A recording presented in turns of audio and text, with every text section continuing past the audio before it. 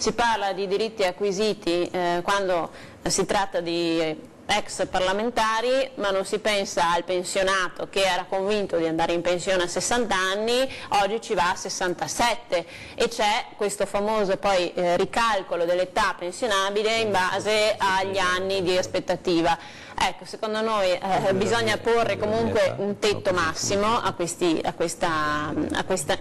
anni, perché non è possibile che un lavoratore che si fa 40 anni di lavoro pagando i contributi poi non riesca ad andare in pensione, perché a questo punto daremo indietro tutti la pensione, perché non ci andrà più nessuno, moriremo tutti prima, moriranno. Io mi astengo perché i giovani